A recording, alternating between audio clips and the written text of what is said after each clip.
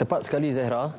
Bagi tujuan itu, Jawi memperuntukkan 9.23 juta ringgit khusus untuk mengimarahkan fungsi masjid dan surau sedia ada di seluruh wilayah persekutuan sepanjang Ramadan ini. Pengarahnya Datuk Muhammad Ajib Ismail percaya usaha berkenaan mampu mendorong minat ahli qaryah untuk sama-sama menjayakannya, terutama aspek pelaksanaan ibadah ketika pandemik. Beliau memaklumkan peruntukan tersebut memanfaatkan 89 masjid, 123 surau solat Jumaat dan 578 surau.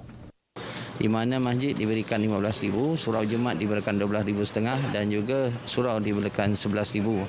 Ini sebagai satu inisiatif agar masjid, surau Jumaat dan surau di wilayah Persekutuan Putrajaya dan KL serta Labuan dapat membangunkan bulan Ramadan ini dalam suasana kita mengimarahkan, walaupun dalam suasana pandemik, tetapi dia bukanlah menjadi penghalang kepada umat Islam untuk kita membangunkan malam bulan Ramadan di samping mengimarahkan masjid, surau Jumaat dan juga surau.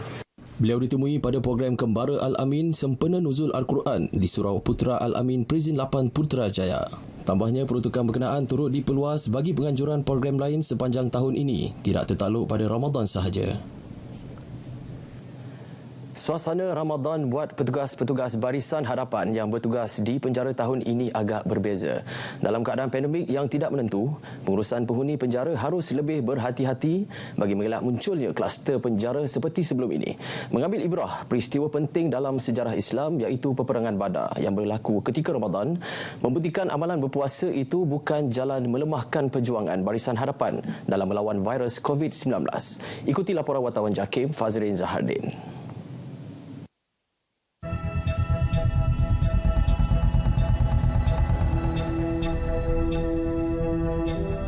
Perang Badar mengangkat nilai pengorbanan, ketangkasan serta tawakal.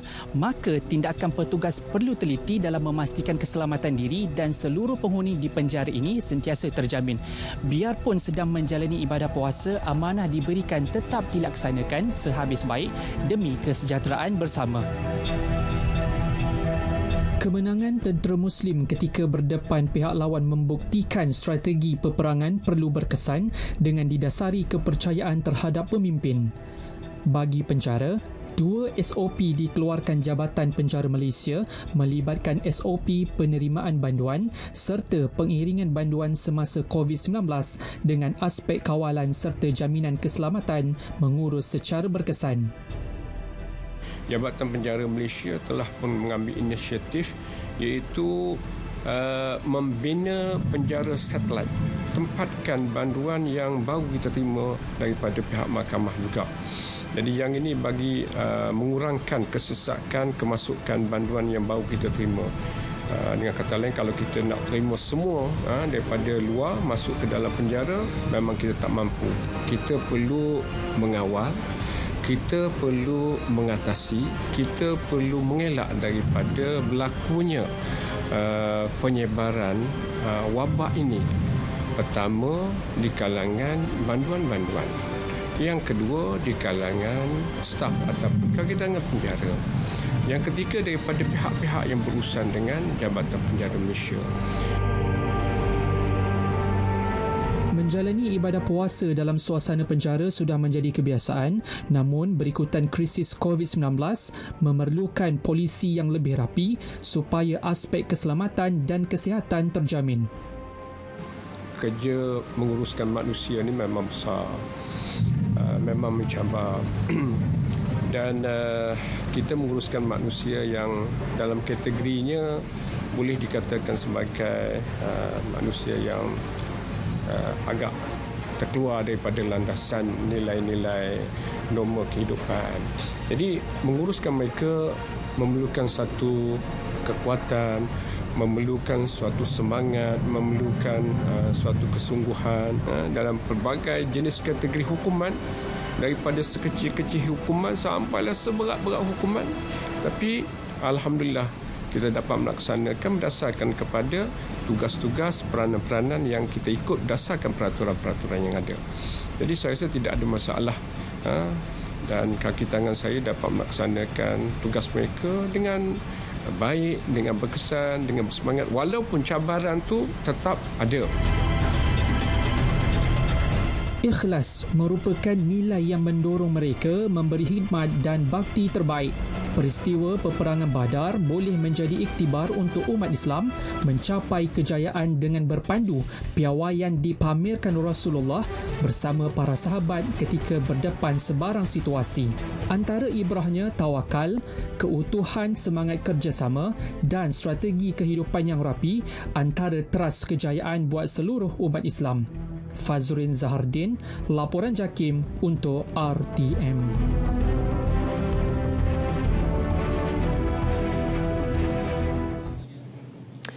Komuniti orang asli Mahmeri antara golongan terjejas akibat pandemik.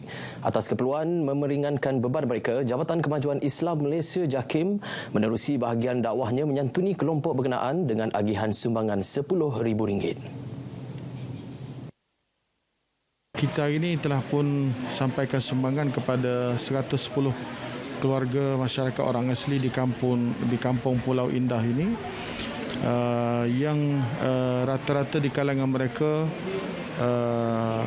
ada yang beragama Islam dan masih lagi belum beragama Islam, tapi kita bagi kepada semua, walaupun daripada agensi agama, Jabatan Perdana Menteri, memang daripada setiap program kita laksanakan, kita bagi kepada semua masyarakat tanpa mengira bangsa dan tanpa mengira agama.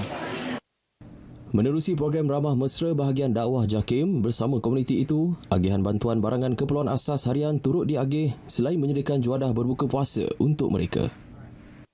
Mana tahu anak buah memerlukan lagi warga Islam tu macam-macam dia nak permintaan lah. Sebab apa kita penduduk sini kerja nelayan. Kalau tak ada penangkapan pun susah juga. Harap-harap Datuk tu tadi bantulah kita orang.